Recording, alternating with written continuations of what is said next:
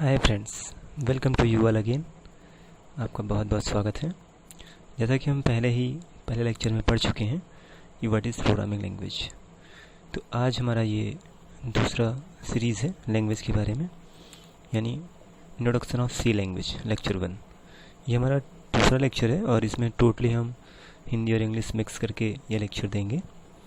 और आज हम प्रोग्रामिंग लैंग्वेज पढ़ने के बाद सी का इंट्रो देखेंगे कि सी क्या है और इसमें और भी क्या एडवांटेज और फीचर्स हैं। सबसे पहले welcome to you all in my channel.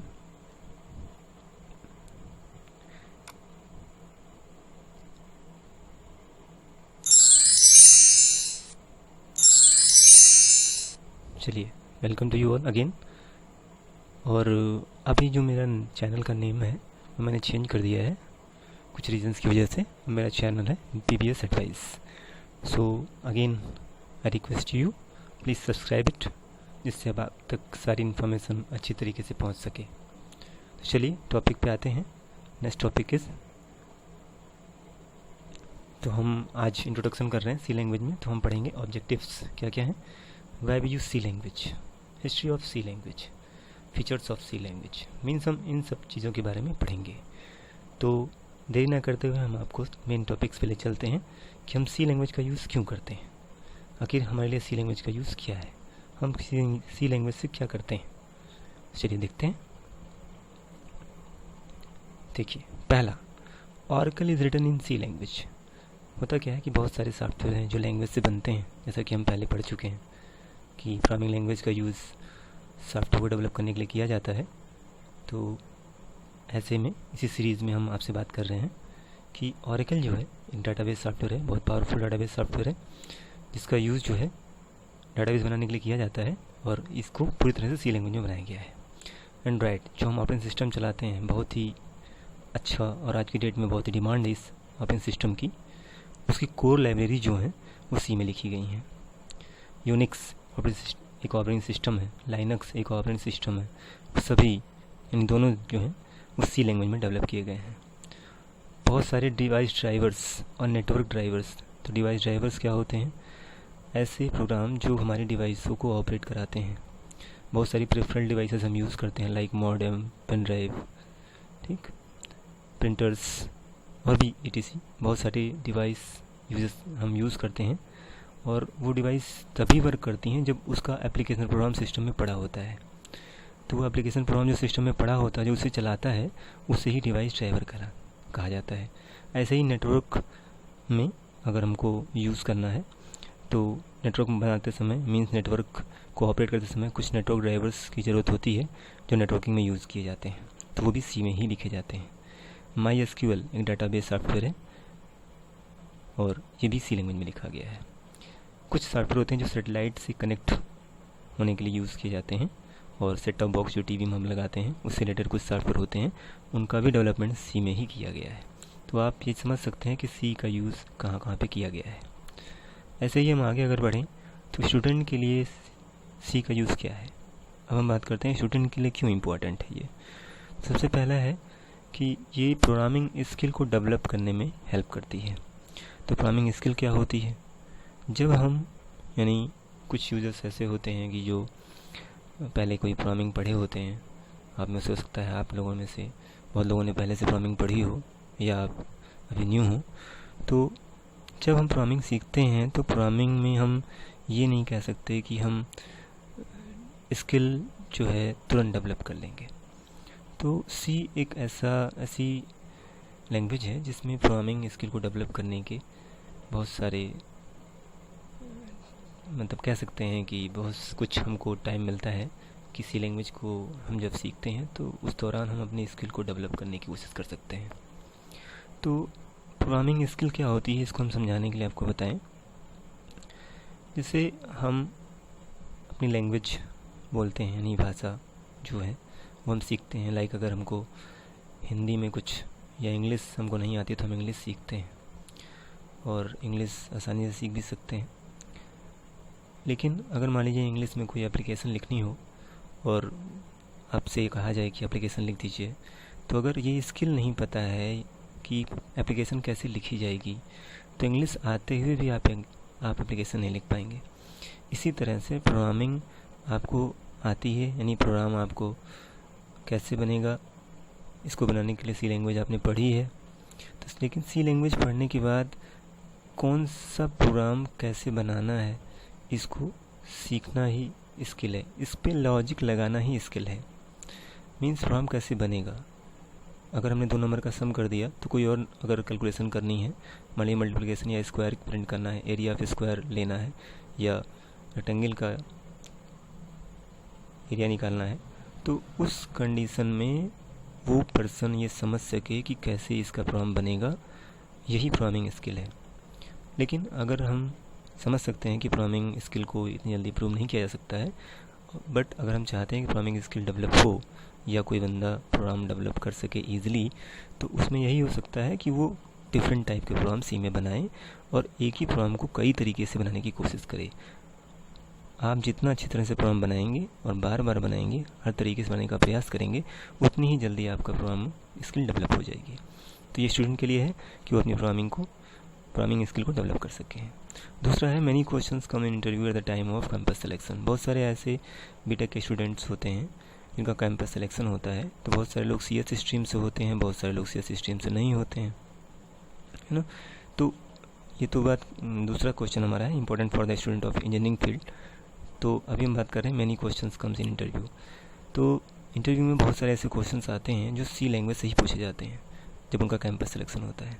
तो स्टूडेंट के लिए ये भी ज़रूरी है कि वो कैंपस सिलेक्शन के दौरान सी लैंग्वेज को बहुत बढ़िया से पढ़ें और उससे रिलेटेड क्यूरीज को अपने इंटरव्यूअर के सामने बताएं। जब वो पूछे, जब वो क्वेश्चन करे तो उसके आंसर वो दे सकें। तीसरा है important for the student of engineering field. बहुत सारे बच्चे हैं जो इंजीनियरिंग फील्ड से हैं, तो उसमें कई स्ट्रीम्स हैं। वो सीएस हो सकते हैं, वो इलेक्ट्रिकल से हो सकते हैं, वो इलेक्ट्रॉनिक्स से होते हैं, वो मैकेनिकल से हो सकते हैं। तो ये सभी के लिए इम्पोर्टेंट है, क्योंकि बहुत अगर सीएस से बाई चांस कोई ना भी हो तो मैकेनिकल से है, इलेक्ट्रिकल से है या इलेक्ट्रॉनिक्स से है, तो बहुत सारी मशीन्स जो कंप्यूटर से ही ऑपरेट होती हैं, उनमें एम्बेड प्रोग्राम बनाया जाता है जो उसमें एम्बेड होता है और उस पर्टिकुलर प्रोग्राम के थ्रू ही उस कंप्यूटर से उस मशीन को चलाया जाता है। तो वहाँ पे भी सी लैंग्वेज की ज़रूरत पड़ती है। तो सी लैंग्वेज उनके लिए भी इम्पॉर्टेंट है जो सीएस स्ट्रीम से नहीं है, जो मैकेनिकल इंजीनियरिंग फील्ड में है और या इलेक्ट्रॉनिक है या इलेक्ट्रिकल है, तो ये उनके लिए भी इम्पोर्टेंट है। तो ये सब बातें थी स्टूडेंट के लिए कि सी लैंग्वेज क्यों इम्पोर्टेंट है, और ऊपर हमने इसके बारे में बताया कि सी लैंग्वेज का यूज़ अभी तक कहाँ कहाँ हुआ है। तो शायद आप समझ गए होंगे कि सी लैंग्वेज का यूज़ कहाँ कहाँ पे हुआ और कैसे किया जाता है।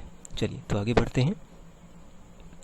हिस्ट्री ऑफ सी लैंग्वेज, जैसा कि लिखा है 1966 में एक पर्सन थे मार्टिन रिचर्ड्स।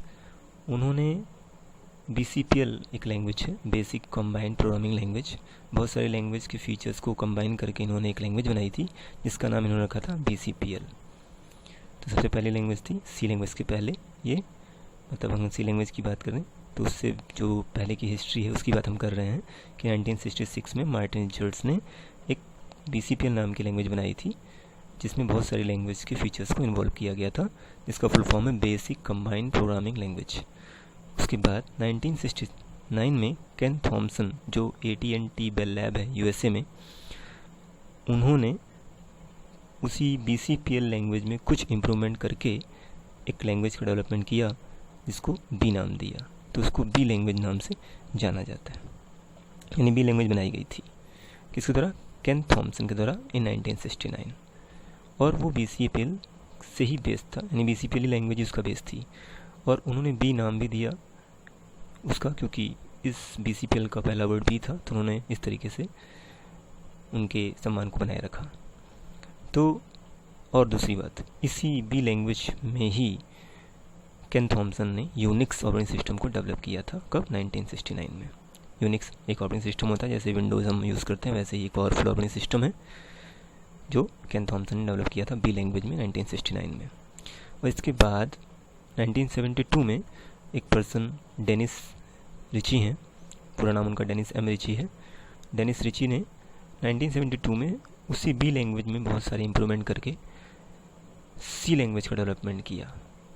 वो भी केन थॉमसन के साथ ही काम करते थे AT&T बेल लैब में, और उन्होंने C लैंग्वेज का डेवलपमेंट 1972 में किया। तो ये एक छोटी सी हिस्ट्री थी सी लैंग्वेज की, जिसके बारे में आप समझ गए होंगे। तो मीन्स पहले BCPL आई, उसके बाद BI एंड देन CI। तो चलिए आगे बढ़ते हैं इसके फीचर्स पे। सी लैंग्वेज में बहुत सारे फीचर्स होते हैं, कुछ कॉमन फीचर्स आपके सामने डिस्क्लोज कर रहे हैं। जैसे ये एक स्ट्रक्चर्ड प्रोग्रामिंग लैंग्वेज है। स्ट्रक्चर्ड प्रोग्रामिंग का मतलब होता है प्रोग्राम को छोटे छोटे पार्ट में बांट देना। तो जब प्रोग्राम छोटे छोटे पार्ट में बढ़ जाएगा तो प्रोग्राम समझने में आसान हो जाएगा। मीन्स हम फंक्शंस की हेल्प से प्रोग्राम को छोटे छोटे पार्ट में बांट देते हैं, जिससे प्रोग्रामर या यूज़र प्रोग्रामर उसे बनाते समय उसे कोई दिक्कत ना हो और यूज़र को उसे पढ़ते समय या समझते समय कोई दिक्कत ना हो। तो इस तरीके से हम कह सकते हैं it is a structured programming language. दूसरा है it is a machine independent. Machine independent कह सकते हैं, या हम कह सकते हैं एक पोर्टेबल लैंग्वेज है। तो यहाँ पे मशीन इंडिपेंडेंट का मतलब है कि ये एक मशीन से दूसरे मशीन पे रन कर सकती है। अगर एक मशीन पे ये प्रोग्राम कोई सी लैंग्वेज में बना हुआ रन कर रहा है तो दूसरे मशीन पर भी वो प्रोग्राम रन हो जाएगा, लेकिन सेम ऑपरेटिंग सिस्टम होना चाहिए। ये प्लेटफॉर्म इंडिपेंडेंट नहीं होती। मीन्स विंडोज़ पे बना हुआ लाइनक्स पे नहीं चलेगा। तो प्लेटफॉर्म इंडिपेंडेंट नहीं है, मशीन इंडिपेंडेंट है, इसलिए इसे कहा गया ये पोर्टेबल लैंग्वेज है। फिर कहा गया it is a middle level language. तो मिडिल लेवल लैंग्वेज इसलिए कह दिया गया है क्योंकि ये लो लेवल लैंग्वेज की जो प्रोग्रामिंग होती है उसको भी करने के लिए इसका यूज़ किया जाता है, क्योंकि बहुत सारे सिस्टम एप्लीकेशंस हैं लाइक ड्राइवर्स, कर्नल, इन सब की जो प्रोग्रामिंग है वो सी लैंग्वेज में की जाती है। और वो क्योंकि सिस्टम एप्लीकेशंस हैं इसलिए लो लेवल की प्रोग्रामिंग से कही जाती है। और क्योंकि इसमें फीचर्स होते हैं हाई लेवल के भी, लेकिन इसे इसीलिए मिडिल लेवल लैंग्वेज कहा जाता है कि ये एक मिडिल लेवल लैंग्वेज है। उसके बाद है रिच लाइब्रेरी। इसमें बने बनाए इनबिल्ट फंक्शंस होते हैं जिसकी हेल्प से जो डेवलपमेंट है, प्रोग्राम का डेवलपमेंट बड़ा फास्ट हो जाता है। मीन्स कोई प्रोग्राम बना रहा है तो उसको बहुत सारे इनबिल्ट फंक्शन उसमें मिलते हैं जिसकी हेल्प से वो आसानी से सीख पाएगा कि किस तरीके से, मतलब बहुत आसानी से वो प्रोग्राम को डेवलप कर पाएगा क्योंकि इनबिल्ट फंक्शन का यूज़ करेगा। It is very fast. Fast से मतलब है कि इसका जो प्रोग्राम का एग्जीक्यूशन है वो बड़ा फास्ट होता है। इसमें जो प्रोग्राम बनता है उसको जब हम कंपाइल कराते हैं तो बड़ा फास्ट होता है, यानी स्पीड बहुत तेज़ होती है। ठीक। उसके बाद है it provide the feature of pointer by this we can directly interact with the memory. Means इसमें एक पॉइंटर नाम का फीचर्स है जिससे हम मेमोरी पर वर्क कर सकते हैं। मीन्स मेमोरी पर वर्क किया जा सकता है। मीन्स हम मेमोरी से डायरेक्टली इंटरेक्ट हो सकते हैं by using the pointer features. ऐसे बहुत सारे हम कह सकते हैं कि फीचर्स हैं। जैसे एक होता है मेमोरी मैनेजमेंट, तो उसमें डायनेमिक मेमोरी एलोकेशन होती है। हम सी लैंग्वेज में डायनेमिक मेमोरी एलोकेशन कर सकते हैं। मीन्स रन टाइम पे ही डाटा के लिए मेमोरी को रिजर्व कर सकते हैं, जिसको डायनेमिक मेमोरी इनिशियलाइजेशन कहा जाता है। और जब चाहें आप उसे रिजर्व कर सकते हैं और जब चाहें उसे फ्री कर सकते हैं बाई फ्री फंक्शन। तो रीअलॉक, मेलॉक फंक्शन इसमें यूज़ होते हैं डायनेमिक मेमोरी के लिए, जो आगे आप पढ़ेंगे। तो हम यहाँ पे डायनेमिक मेमोरी यानी मेमोरी मैनेजमेंट भी करते हैं।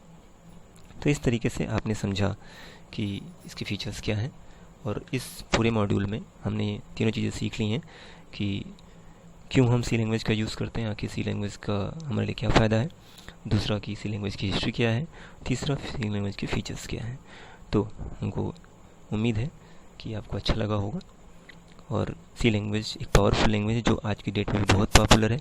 और अगर कोई प्रोग्रामिंग सीखना चाहता है तो सी ही एक ऐसा कह सकते हैं कि एक प्लेस है, एक प्लेटफॉर्म है जहाँ पे वो यूज़र या प्रोग्रामर आसानी से किसी प्रोग्रामिंग को कर सकता है। मीन्स प्रोग्रामिंग के बेसिक को सीख सकता है, क्योंकि बहुत सारे जो कॉन्सेप्ट हैं जो बेसिक में चाहिए ही होते हैं, like if else concept, variable concept, switch concept, loop concept और भी बहुत हैं, फंक्शंस हैं, एरे हैं।